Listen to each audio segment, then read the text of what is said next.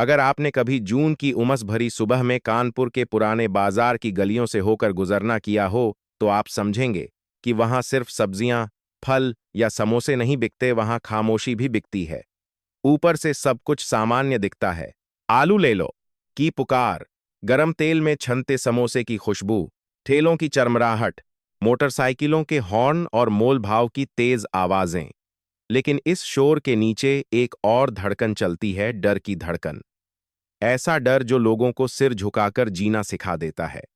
ऐसा डर जो 7 साल से इस बाजार की नसों में दौड़ रहा है। पुराना बाजार कानपुर के भीड़-भाड़ वाले हिस्से में बसा है। ऊपर उलझे तारों का जाल, नीचे धूल, गड्ढे और बहता गंदा पानी। हर सुबह यहां सैकड़ों छोटे व्यापारी अपने ठेले सजाते हैं। कोई सब्जी बेचता है, कोई चाय, कोई ब्रेड पकौड़ा। वे दिन भर मेहनत करते हैं, हर रुपये को जोड़ते हैं ताकि घर का चूल्हा जल सके। लेकिन दिन की कमाई से पहले ही एक हिस्सा तय है, हफ्ता। हफ्ता जिसका कोई रसीद नहीं, कोई सरकारी मुहर नहीं, लेकिन सब जानते हैं कि अगर नहीं दिया तो ठेला उलट सकता है, दुकान सील हो सकती है, या नाम किसी झूठे केस में दर्ज हो सकता है। इस व्यवस्था के केंद्र में था इंस्पेक्टर राजीव चौहान। मध्यम कद, कड़क मूंछें, तेज निगाह। उसकी आवाज बहुत ऊंची नहीं थी, लेकिन उसे ऊंची होने की जरूरत भी नहीं थी। उसका नाम ही काफी था। 7 साल से वह इसी इलाके का प्रभारी था। 7 साल में उसने यहां का हर ठेला, हर दुकानदार, हर कमजोर कड़ी पहचान ली थी। शुरुआत में उसने नियमों की बात की, ट्रैफिक व्यवस्था की बात की, लेकिन धीरे धीरे नियमों की जगह रूटीन कलेक्शन ने ले ली। उसका दायां हाथ था राकेश, गंजा यादव, सिर मुंडा हुआ, माथे पर पुराना निशान, हाथ में छोटी डायरी। वही हफ्ता इकट्ठा करता, नाम लिखता, तारीख नोट करता। जो समय पर दे देता, उसका काम चलता रहता। जो देर करता, उसके ठेले पर अगले दिन अचानक जांच शुरू हो जाती। लाइसेंस दिखाओ, हेल्थ सर्टिफिकेट कहाँ है, यहां खड़े होने की अनुमति है। सवाल इतने होते कि आदमी खुद ही थककर झुक जाता। अम्मा शांति देवी पिछले 20 साल से उसी मोड़ पर ब्रेड और चाय बेच रही थीं। उनके हाथों की झुर्रियां उनकी उम्र नहीं, उनकी मेहनत बताती थीं। उन्होंने बाजार बदलते देखा था, लेकिन एक चीज नहीं बदली, हर महीने तय रकम राकेश को देना। एक बार उन्होंने धीरे से कहा था कि बरसात में बिक्री कम हो जाती है, थोड़ा कम लिया जाए। उसी शाम 2 सिपाही आ गए और साफ सफाई नियमों के नाम पर उनका ठेला आधा खाली करवा दिया। उस दिन के बाद अम्मा ने कभी सवाल नहीं पूछा। लेकिन शहर के एक और हिस्से में, पुलिस मुख्यालय की इमारत में, पुलिस आयुक्त अनाया शर्मा कुछ और ही देख रही थीं। उनकी मेज पर कई गुमनाम पत्र पड़े थे। कांपते हाथों से लिखी पंक्तियां, हफ्ता वसूली, ठेला पलटना, झूठे केस, डर। हर पत्र में पुराने बाजार का नाम था। लेकिन जब भी उन्होंने कोतवाली पुलिस स्टेशन से रिपोर्ट मांगी, जवाब एक जैसा आता, स्थिति सामान्य है, कोई गंभीर शिकायत नहीं। अनाया अनुभवी अधिकारी थीं।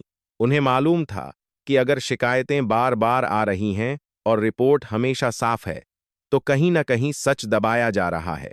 उन्होंने फैसला किया कि इस बार वह फाइलों से नहीं, जमीन से सच्चाई जानेंगी। एक सुबह उन्होंने वर्दी नहीं पहनी। साधारण सलवार, कमीज, सिर पर दुपट्टा, बिना किसी सुरक्षा दस्ते के। उन्होंने अपनी पहचान छिपाई और पुराने बाजार की ओर चल पड़ी। उनके साथ सिर्फ एक छोटा रिकॉर्डिंग उपकरण था, जो कपड़ों के भीतर छिपा था। बाजार में कदम रखते ही उन्हें वही शोर, वही गंध, वही बेचैनी महसूस हुई। उन्होंने एक कोने में छोटा सा ठेला लगाया। कुछ सेब, कुछ अमरूद, कोई उन्हें पहचान नहीं पाया। वे बस एक नई फेरी वाली थीं। कुछ ही देर में राकेश गंजा उनके सामने आ खड़ा हुआ। उसने सिर से पांव तक देखा। नहीं हो? उसने पूछा। अनाया ने हल्का सा सिर हिलाया। नियम पता है? पास खड़े एक सब्जी वाले ने फुसफुसाकर कहा। हफ्ता। रकम सुनकर कोई भी नया आदमी घबरा जाए, लेकिन अनाया ने जेब से कुछ नोट निकाले। राकेश ने हंसकर कहा, बाकी शाम तक।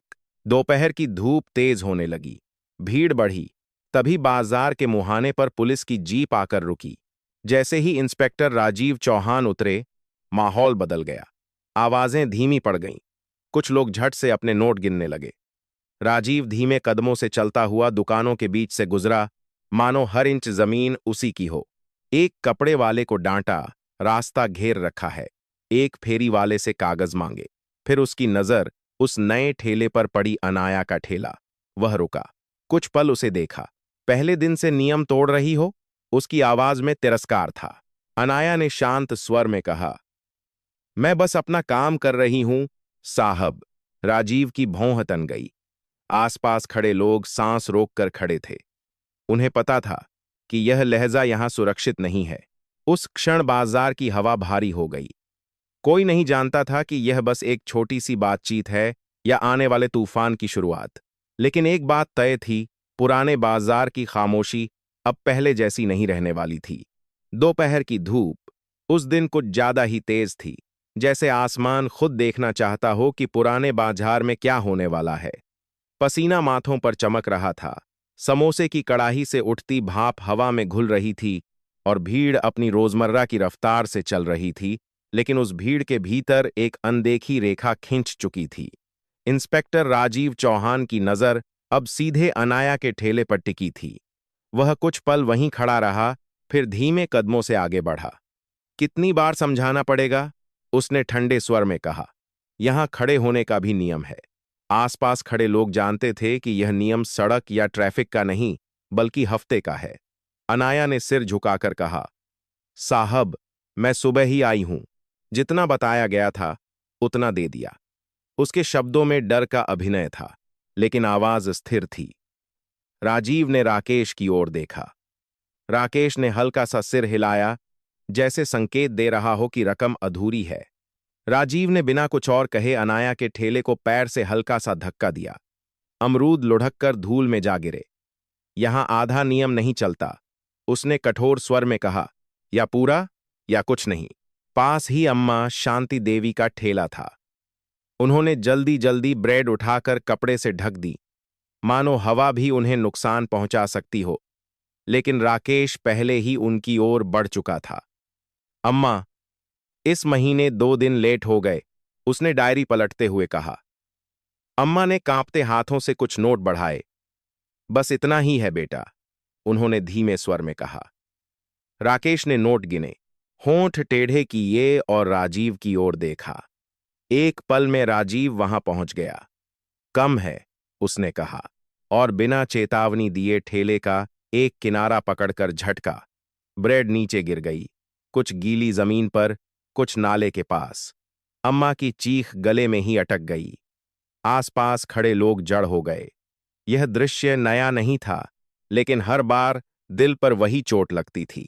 अनाया ने झुककर ब्रेड उठानी शुरू कर दी। उसने बिना कुछ कहे धूल झाड़ी, साफ ब्रेड अलग रखी, गीली अलग। राजीव कुछ क्षण उसे देखता रहा। तुम बहुत बहादुर बन रही हो? उसने तीखी नजर से पूछा। अनाया ने पहली बार उसकी आंखों में सीधे देखा। बहादुरी नहीं साहब, बस इंसानियत है, उसने शांत स्वर में कहा। यह वाक्य बाजार की हवा को चीरता हुआ निकला। आसपास खड़े लोगों ने जैसे सांस रोक ली। राजीव के चेहरे का रंग बदल गया। मुझे इंसानियत सिखाओगी? उसने दांत भींचते हुए कहा। अगले ही पल उसका हाथ उठा और एक तेज थप्पड़ अनाया के चेहरे पर पड़ा।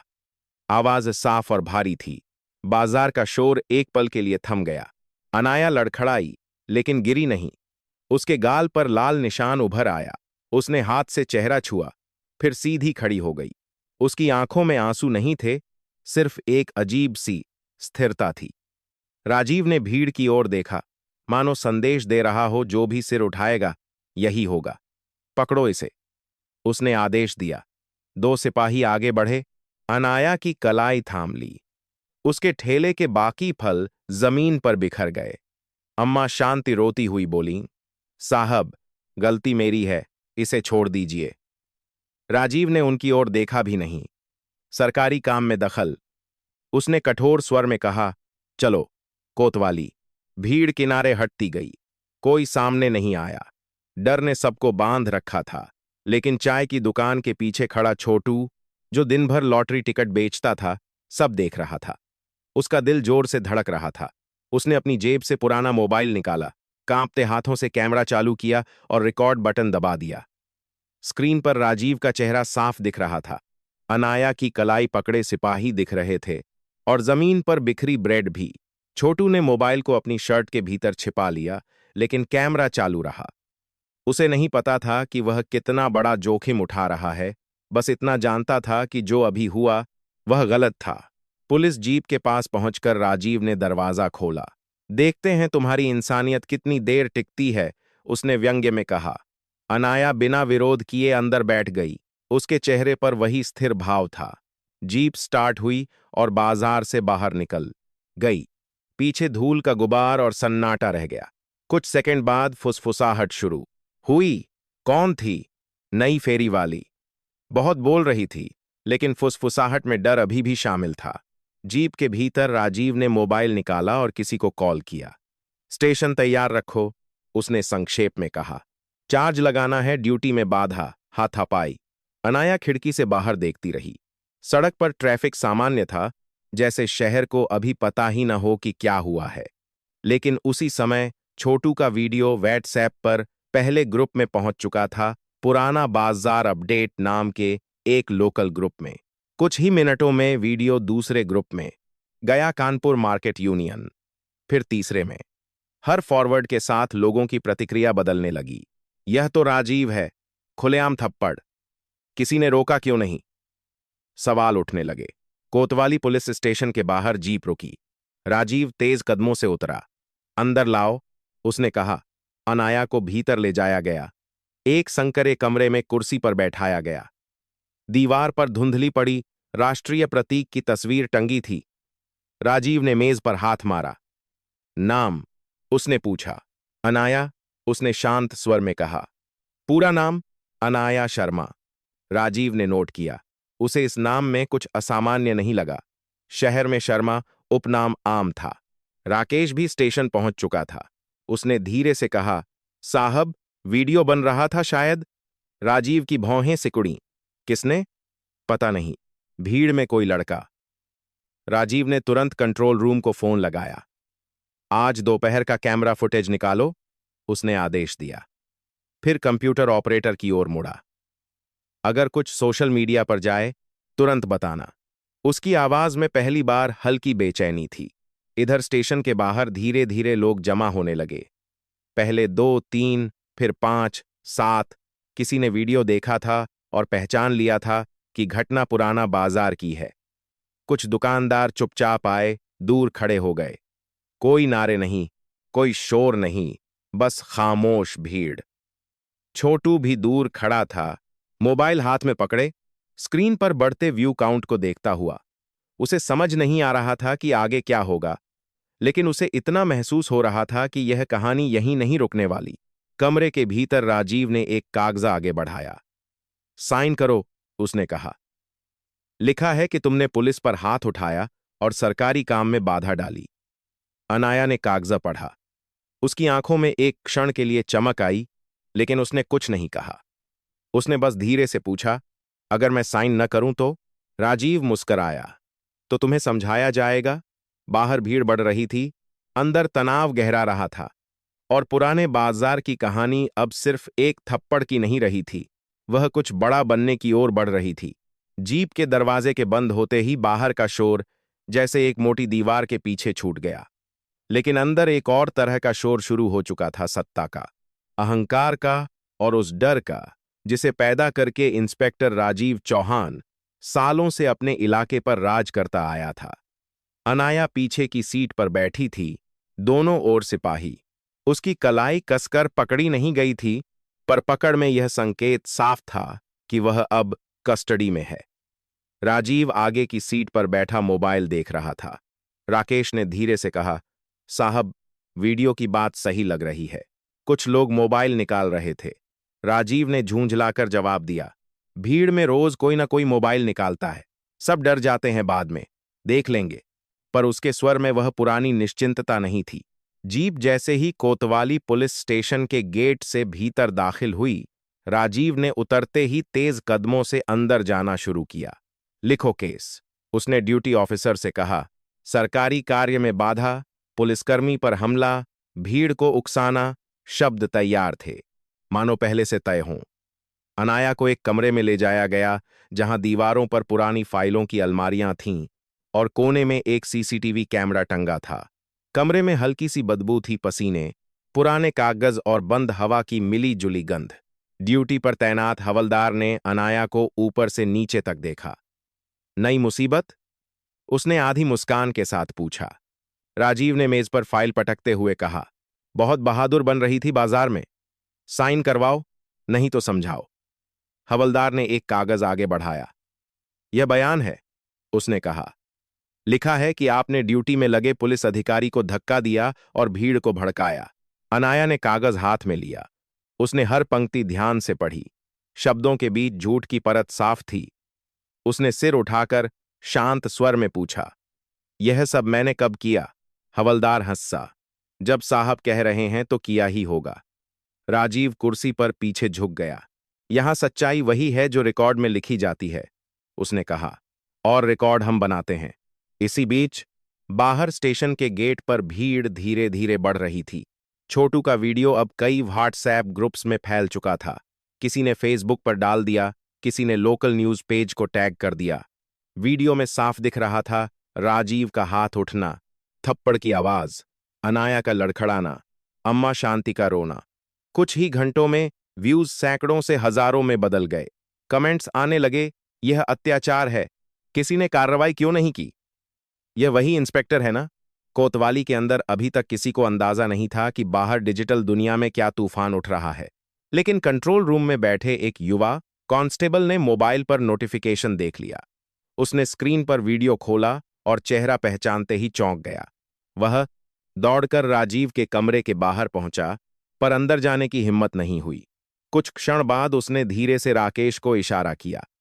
राकेश बाहर आया। क्या है? उसने झुंझलाकर पूछा। कांस्टेबल ने मोबाइल आगे बढ़ाया। राकेश का चेहरा सख्त हो गया। साहब को मत दिखाना अभी, उसने फुसफुसाया। पहले पता करो किसने डाला है। अंदर कमरे में तनाव बढ़ रहा था।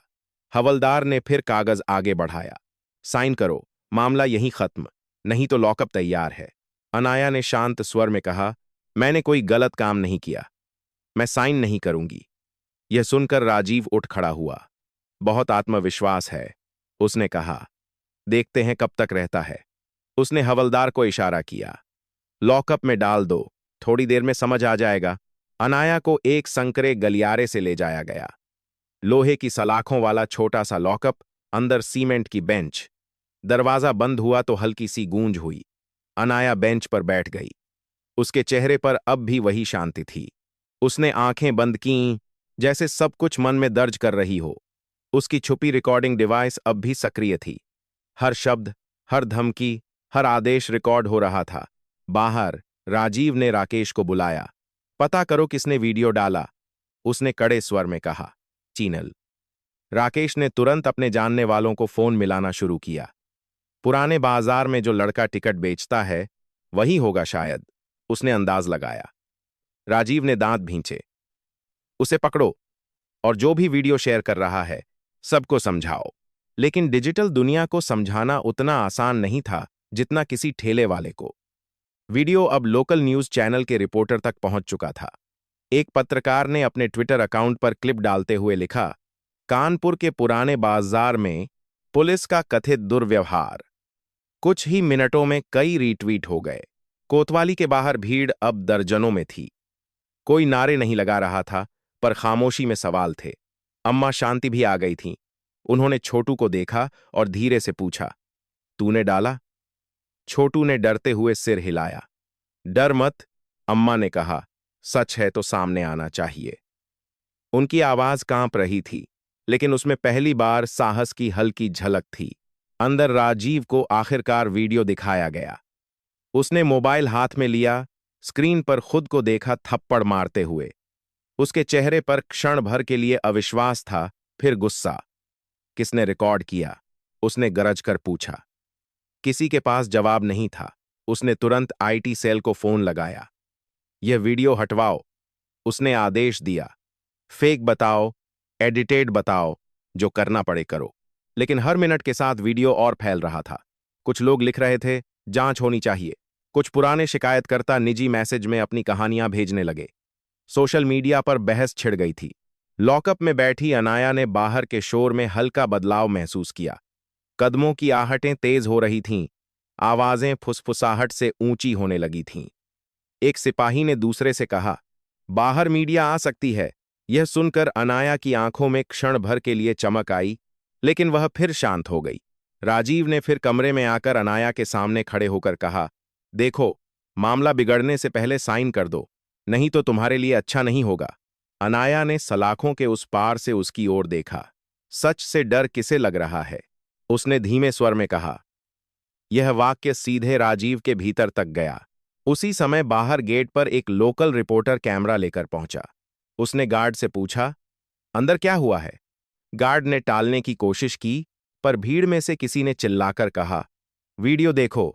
माहौल गर्म होने लगा। अंदर राजीव को खबर मिली कि मीडिया बाहर है। उसने तुरंत आदेश दिया, कोई बयान नहीं देगा। कहो कि महिला ने पुलिस पर हमला किया था। उसने हवलदार से कहा, कागज तैयार रखो, अगर पूछें तो दिखाएंगे।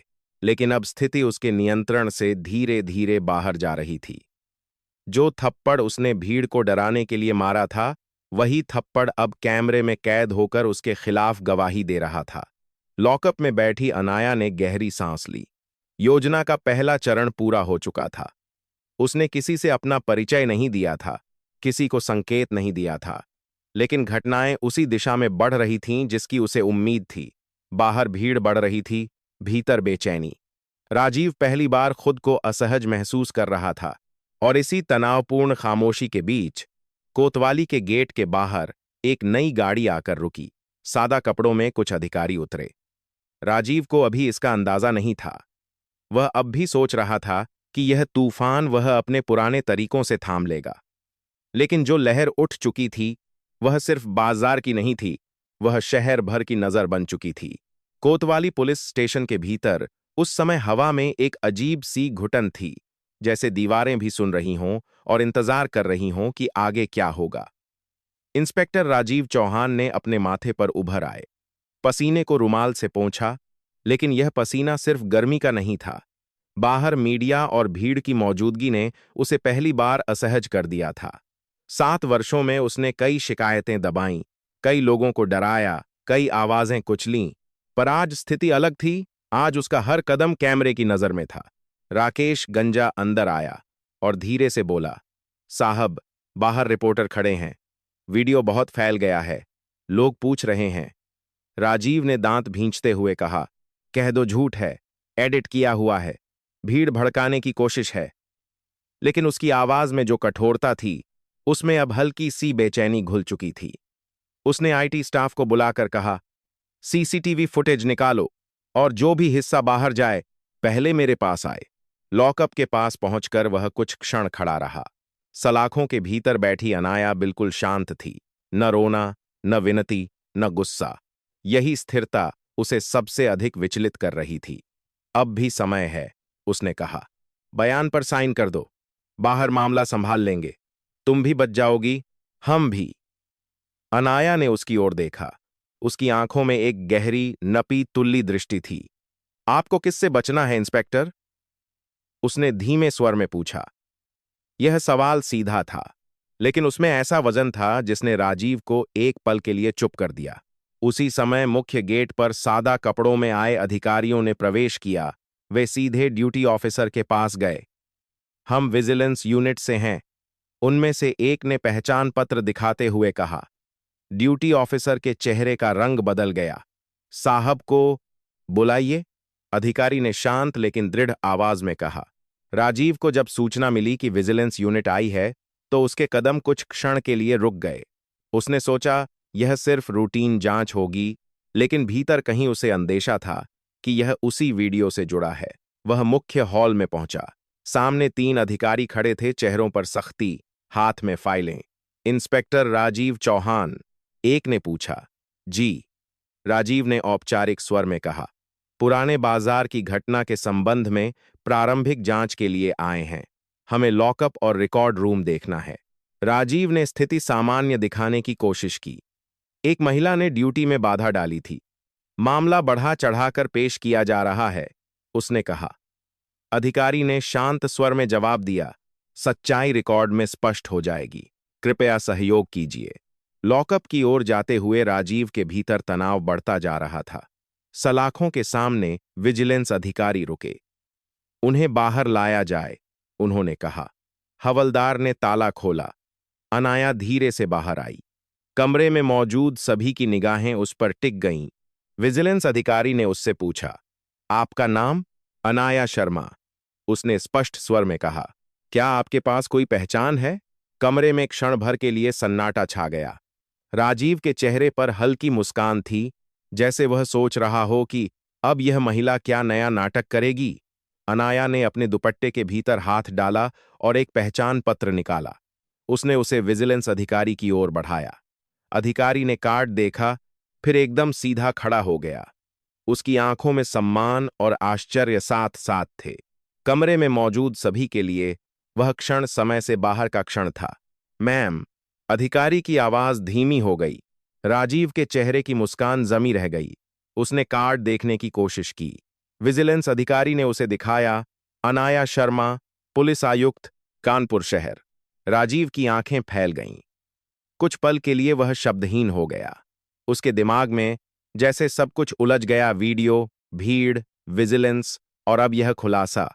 अनाया ने स्थिर स्वर में कहा, इंस्पेक्टर चौहान, आज सुबह से जो कुछ भी हुआ है वह रिकॉर्ड पर है। सिर्फ वीडियो नहीं, यहां की हर बातचीत भी। उसने हल्के से अपनी कलाई की ओर संकेत किया, जहां रिकॉर्डिंग डिवाइस छिपी थी। मैंने पुराने बाजार में चल रही शिकायतों की जांच के लिए स्वयं आने का निर्णय लिया था। आपने जो किया वह सिर्फ एक नागरिक के साथ दुर्व्यवहार नहीं था, बल्कि विभाग की गरिमा पर आघात था। राजीव के होंठ सूख गए। मैम, मुझे नहीं पता था। वह हकलाया। यही समस्या है, अनाया ने कहा। आपको पता होना चाहिए था कि कानून सबके लिए समान है, चाहे सामने कोई भी हो। विजिलेंस अधिकारियों ने तुरंत कार्रवाई शुरू की। रिकॉर्ड रूम सील किया गया। सीसीटीवी फुटेज जब्त किया गया। ड्यूटी रजिस्टर की प्रतिलिपि बनाई गई। राकेश को अलग कमरे में ले जाया गया। स्टेशन के स्टाफ के मोबाइल अस्थायी रूप से जमा किए गए। बाहर मीडिया को अब आधिकारिक पुष्टि मिल चुकी थी कि मामला गंभीर है। राजीव को कुर्सी पर बैठने के लिए कहा गया। उसके चेहरे पर पहली बार डर साफ दिखाई दे रहा था। यह गलतफहमी है, उसने धीमे स्वर में कहा। हम व्यवस्था बनाए रखने की कोशिश कर रहे थे। अनाया ने शांत स्वर में उत्तर दिया। व्यवस्था डर से नहीं, विश्वास से बनती है। बाहर भीड़ में खबर फैल चुकी थी कि उच्च अधिकारी पहुंचे हैं। अम्मा शांति की आंखों में आंसू थे, लेकिन इस बार वे बेबसी के नहीं थे। छोटू भीड़ में खड़ा सब देख रहा था। कमरे के भीतर विजिलेंस अधिकारी ने औपचारिक स्वर में कहा, इंस्पेक्टर राजीव चौहान, आपके विरुद्ध प्रारंभिक आरोप नागरिक के साथ दुर्व्यवहार, पद के दुरुपयोग और अवैध वसूली की जांच शुरू की जा रही है। आपसे अनुरोध है कि आप अपने अधिकार क्षेत्र से संबंधित सभी दस्तावेज सौंपें। राजीव के हाथ कांप गए। वह खड़ा होना चाहता था, कुछ कहना चाहता था, लेकिन शब्द साथ नहीं दे रहे थे। अनाया ने आखिरी बार उसकी ओर देखा। सत्ता जिम्मेदारी है, अधिकार नहीं, उसने कहा। उस क्षण कोतवाली की दीवारों के भीतर वर्षों से जमा भय की परतों में दरार पड़ चुकी थी। जो थप्पड़ पुराना बाजार को डराने के लिए था, वही अब न्याय की प्रक्रिया का प्रारंभ बन चुका था। और इंस्पेक्टर राजीव चौहान, जो कभी इस इलाके का निर्विवाद शासक समझा जाता था, अब जांच की कुर्सी पर बैठा एक आरोपी था। कोतवाली के भीतर उस रात कोई सामान्य ड्यूटी नहीं चल रही थी। वह एक संक्रमण की रात थी, जब वर्षों से जमा धूल अचानक उड़ने लगी थी और हर फाइल, हर रजिस्टर, हर दराज जैसे अपने भीतर छिपे रहस्यों को बाहर फेंकने के लिए तैयार खड़े थे। विजिलेंस यूनिट ने औपचारिक जांच की प्रक्रिया शुरू कर दी थी और पहली बार इंस्पेक्टर राजीव चौहान को आदेश सुनने पड़े थे, देने नहीं। उससे उसका सर्विस रिवॉल्वर जमा करवाया गया, ड्यूटी कार्ड लिया गया और एक लिखित बयान देने को कहा गया। उसकी आंखों में अब वह कठोरता नहीं थी जो पुराने बाजार में दिखाई देती थी। वहां एक अस्थिरता थी, जैसे जमीन उसके पैरों के नीचे से खिसक चुकी हो। रिकॉर्ड रूम में सील तोड़ी गई, अलमारियां खोली गईं और मोटी मोटी फाइलें बाहर निकाली गईं। हर फाइल में नियमित जांच, जुर्माना, ट्रैफिक उल्लंघन की रिपोर्टें थीं, लेकिन विजिलेंस अधिकारियों की नज़र उन रजिस्टरों पर थी जिनमें बाजार क्षेत्र की विशेष निगरानी दर्ज थी। एक पुराना रजिस्टर निकला जिसके पन्नों पर तारीखें और रकम दर्ज थीं। किसी दुकान का नाम पूरा नहीं, बस संक्षिप्त संकेत, पर रकम स्पष्ट थी। यह क्या है? एक अधिकारी ने पूछा। राजीव ने धीमे स्वर में कहा, स्थानीय सुरक्षा के लिए स्वैच्छिक योगदान। अधिकारी ने सिर उठाकर सीधा देखा। स्वैच्छिक योगदान कभी गुप्त रजिस्टर में दर्ज नहीं होता, इंस्पेक्टर। उधर राकेश गंजा को एक अलग कमरे में बैठाया गया था। शुरुआत में उसने वही दोहराया जो वह वर्षों से दोहराता आया था। सब साहब के निर्देश पर था, मैं सिर्फ संदेश पहुंचाता था। लेकिन जब उसे वीडियो दिखाया गया और रजिस्टर सामने रखा गया, उसके चेहरे की हिम्मत ढहने लगी। उसने पानी मांगा, हाथ कांप रहे थे। साहब कहते थे, व्यवस्था बनाए रखनी है, उसने बुदबुदाते हुए कहा। जो नहीं देता था उसे सबक सिखाना पड़ता था। अधिकारी ने शांत स्वर में पूछा, सबक या वसूली? राकेश ने नजरें झुका लीं। स्टेशन के बाहर भीड़ अब सिर्फ तमाशबीन नहीं थी। लोग एक एक करके अपने अनुभव साझा करने लगे थे। अम्मा शांति ने पत्रकार से कहा, हर महीने पैसे देने पड़ते थे, कम पड़ जाए तो ठेला पलट देते थे। एक सब्जी वाले ने जोड़ा, एक बार देर हुई तो मेरे बेटे को उठा लाए थे पूछताछ के नाम पर। ये बयान कैमरे में रिकॉर्ड हो रहे थे। वर्षों का जमा भय अब शब्दों में बदल रहा था। विजिलेंस अधिकारियों ने निर्णय लिया कि प्राथमिक जांच के तहत राजीव को औपचारिक रूप से निलंबित किया जाए। आदेश पढ़ा गया, प्रारंभिक जांच पूर्ण होने तक सेवा से निलंबन। राजीव ने सिर उठाकर देखा, बड़ी नालीजर। विजिलेंस औटाच कर, जैसे उसे उम्मीद हो कि यह सब एक बुरा सपना है। मैंने कानून लागू किया है, उसने धीमे स्वर में कहा। भीड़ को नियंत्रण में रखना पड़ता है। अनाया, जो अब आधिकारिक वर्दी में थीं, ने स्पष्ट स्वर में उत्तर दिया, कानून नियंत्रण का साधन नहीं, संरक्षण का दायित्व है। अगले चरण में वित्तीय जांच शुरू हुई। बैंक खातों की सूची मांगाई गई, पिछले वर्षों के लेन देन की जांच की गई। राकेश के खाते में असामान्य जमा पाए गए। कुछ रकम नकद थी, कुछ तीसरे पक्ष के खातों में ट्रांसफर। धीरे धीरे तस्वीर साफ होने लगी। पुराने बाजार की छोटी छोटी रकम मिलकर एक बड़ा प्रवाह बन चुकी थी। स्टेशन के भीतर कई कांस्टेबल चुपचाप खड़े थे। कुछ ने वर्षों तक आदेश माने थे, कुछ ने कभी सवाल नहीं उठाया था। अब उनके चेहरों पर पछतावे की रेखाएं थीं। विजिलेंस अधिकारी ने स्पष्ट कहा, जो भी इस प्रक्रिया में शामिल रहा है, यदि अभी सच बताएगा तो उसकी बात दर्ज की जाएगी। एक युवा कांस्टेबल आगे आया। उसने स्वीकार किया कि कई बार उन्हें निर्देश दिया गया था कि शिकायत दर्ज न करें या बयान बदल दें। यह स्वीकारोक्ति जांच को और गहरा करने के लिए पर्याप्त थी। रात गहराती गई, पर कोतवाली में रोशनी जलती रही। मीडिया अब लगातार अपडेट दे रहा था। पुराने बाजार मामले में बड़ी कार्रवाई, स्थानीय पुलिस अधिकारी निलंबित। शहर भर में चर्चा थी। सोशल मीडिया पर लोग लिख रहे थे कि यदि यह जांच निष्पक्ष हुई तो यह एक मिसाल बनेगी। सुबह होते होते राजीव को औपचारिक हिरासत में लेने का निर्णय लिया गया। प्रक्रिया पूरी की गई। उसके हाथों में हथकड़ी लगाई गई, वही हथकड़ी जिसे वह वर्षों तक दूसरों के लिए अधिकार का प्रतीक समझता था। बाहर भीड़ ने यह दृश्य देखा तो एक अजीब सी खामोशी छा गई। कोई शोर नहीं, कोई ताली नहीं, बस एक लंबी सांस, जैसे किसी ने भारी बोझ उतार दिया हो। राकेश को भी पूछताछ के लिए ले जाया गया। उसके चेहरे पर पछतावा था या डर, कहना मुश्किल था, लेकिन यह स्पष्ट था कि व्यवस्था की जो परत उसने और राजीव ने बनाई थी, वह अब दरक चुकी थी। अनाया ने विजिलेंस टीम के साथ अंतिम समीक्षा की। यह केवल एक व्यक्ति की जांच नहीं है, उन्होंने कहा। यह उस सोच की जांच है जो पद को शक्ति मानती है, जिम्मेदारी नहीं। टीम ने सहमति में सिर हिलाया। पुराने बाजार में उस दिन ठेले सामान्य से देर से खुले। लोग अभी भी सावधान थे, पर हवा में कुछ बदल चुका था। अम्मा शांति ने ब्रेड सजाते हुए धीरे से कहा, शायद अब बच्चे बिना डर के काम कर पाएंगे। छोटू पास खड़ा मुस्कुरा रहा था। उसे अभी भी समझ नहीं आ रहा था कि उसका छोटा सा वीडियो इतना बड़ा असर करेगा, पर उसने महसूस किया कि सच बोलने की कीमत कभी कभी डर से बड़ी होती है। कोतवाली में सील अभी भी लगी थीं। जांच आगे बढ़ेगी, बयान दर्ज होंगे, अदालत में मामला जाएगा। लेकिन उस दिन एक बात साफ हो गई थी, डर की दीवार में दरार पड़ चुकी है। और जब दरार पड़ती है तो रोशनी अंदर आने से कोई नहीं रोक सकता। सुबह की पहली रोशनी जब कानपुर के पुराने बाजार की टेढ़ी मेढ़ी गलियों पर पड़ी तो वह किसी साधारण दिन की शुरुआत नहीं थी। हवा में अब भी धूल थी, वही उलझे तार थे, वही सब्जियों की गंध और गरम तेल में तले जा रहे समोसों की खुशबू, लेकिन कुछ बदल चुका था। वर्षों से जो अदृश्य डर यहाँ की दीवारों, ठेलों और लोगों की झुकी निगाहों में बस गया था, उसकी पकड़ ढीली पड़ चुकी थी। लोग आज भी जल्दी जल्दी दुकानें खोल रहे थे, पर उनकी चाल में हल्का सा आत्मविश्वास था, जैसे किसी ने लंबे समय से गर्दन पर रखा भारी हाथ हटा लिया हो। अम्मा शांति देवी उस सुबह सामान्य से पहले आई थीं। उन्होंने अपने ठेले को सावधानी से साफ किया, ब्रेड करीने से सजाई, चाय का भगोना चढ़ाया। उनकी उंगलियां अब भी कांपती थीं, पर यह कांपना भय का नहीं, भावनाओं का था। पास से गुजरते हुए एक सब्जी वाले ने धीमे से कहा, अम्मा, अब कोई हफ्ता नहीं मांगेगा।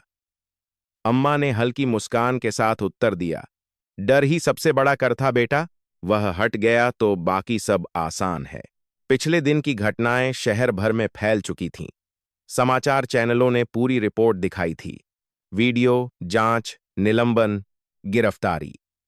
सोशल मीडिया पर लोग चर्चा कर रहे थे कि व्यवस्था में सुधार की यह शुरुआत है या सिर्फ एक उदाहरण। पर पुराने बाजार के लोगों के लिए यह चर्चा सिद्धांत नहीं, अनुभव थी।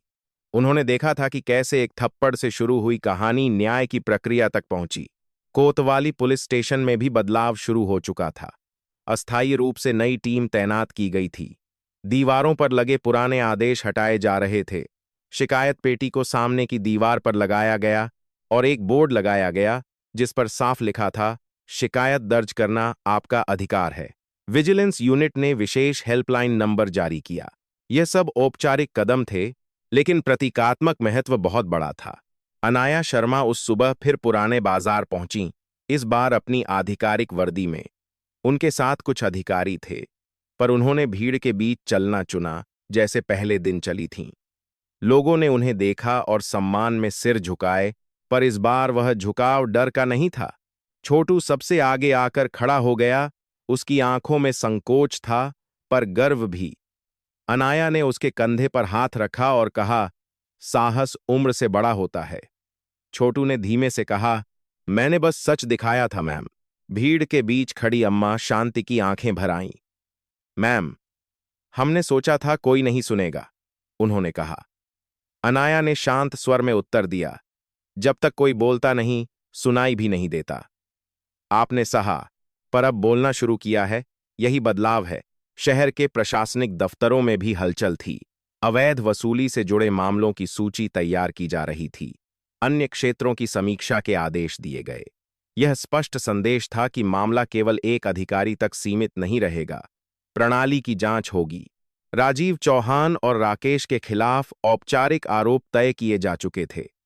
न्यायिक प्रक्रिया समय लेगी, गवाहियां होंगी, दस्तावेज जांचे जाएंगे। पर सबसे बड़ा परिवर्तन यह था कि अब शिकायतकर्ता सामने आ रहे थे। जो लोग पहले फुसफुसाते थे, अब लिखित बयान देने को तैयार थे।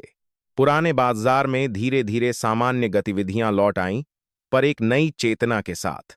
लोग अब भी मेहनत कर रहे थे, मोल भाव कर रहे थे, बच्चों को स्कूल भेज रहे थे, पर एक दूसरे की आंखों में देखने का साहस बढ़ गया था।